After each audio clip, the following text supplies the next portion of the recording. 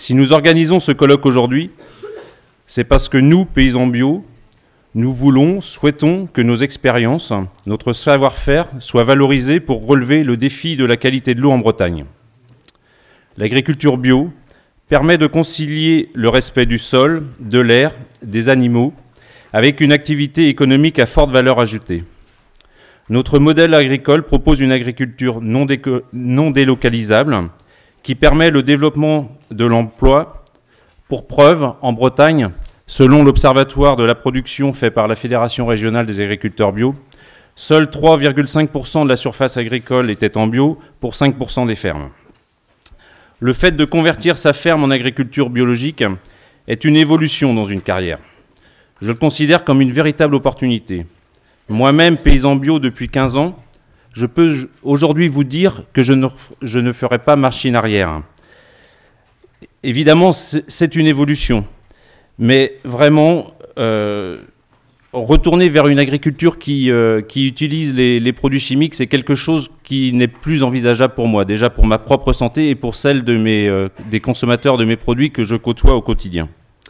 Ensuite, cette forme d'agriculture permet une réelle autonomie, qu'elle soit technique mais également économique.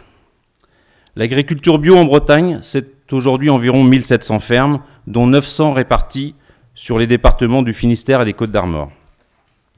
Nous avons connu en 2009-2010 une forte progression du nombre de fermes, environ 50% en 2 ans. Le Grenelle de l'environnement, malgré un manque évident de moyens financiers, y a contribué, ainsi qu'une crise du lait conventionnel qui a fait que certains éleveurs ont franchi le pas de la conversion. Pour 2011 et 2012, le développement de l'agriculture biologique a été notamment porté par les installations. En Bretagne, depuis 2 ans, c'est une installation sur 5 qui se fait en bio. Nous espérons que l'ambition bio souhaitée par le ministre Le Foll et qui se concrétisera en 2013 par un nouveau plan bio permettra un véritable essor pour ce mode de production.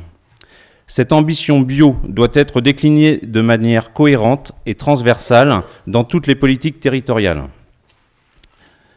Le réseau GAPFRAB a pour mission de développer la bio.